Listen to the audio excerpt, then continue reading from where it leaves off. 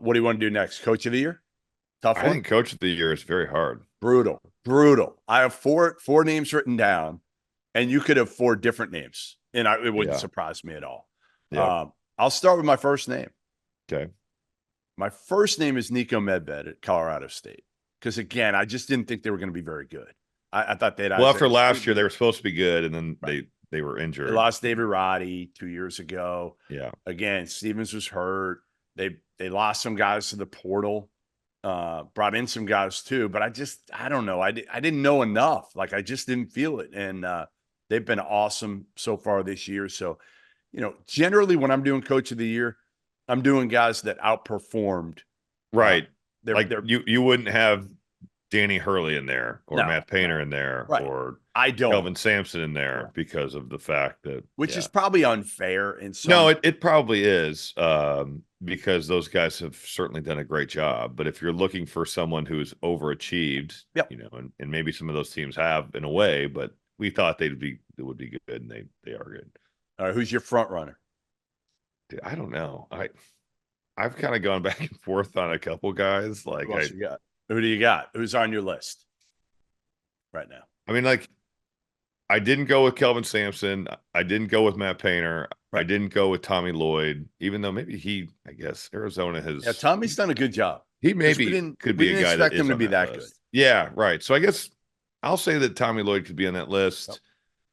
Could Mark Pope be on that Yes, list? 100%, Yeah, I mean 100%. they've shot the ball so well, and they haven't played. I think their best win is San Diego State. Yeah, yeah. So Mark Pope, I Yeah. don't think Danny Hurley can be on there. What about Porter Moser? Yes, he should be on there. Right? He should be on there. If you're talking about guys that overachieved per their Yeah. expectations, I'm going to give you one that I honestly might be my number one, along with Niko Medved. He's like 1A or 1B. Is John Calipari for me. Yeah. I did He not should be in there. expect this from Kentucky with such a young team, number one, with Trey Mitchell playing they didn't have a big early, which probably helped them. But they had all these freshmen. They did not have Aaron Bradshaw, who I felt like all along was their most talented, their highest upside freshman. So they're dealing without bigs. And you're also dealing with like Antonio Reeves, Rob, not wanting to be there a few months ago. And then coming back, and I was like, well, how is that going to work? Well, really, that's Fine. legitimate concern, right? Like the kid didn't really want to be there. He's back.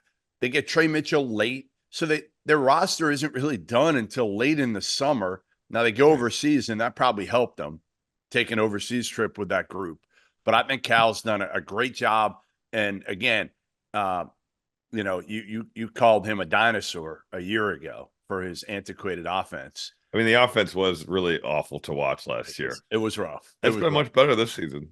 Well, again, it helps when you've got guys that can put it on the deck and make play. Like And Dillingham's been awesome. Yeah, awesome. Yeah. Shepard's been awesome. Even though you're kind of demeaning my No, I just you make these outlandish reaches in all of our podcasts.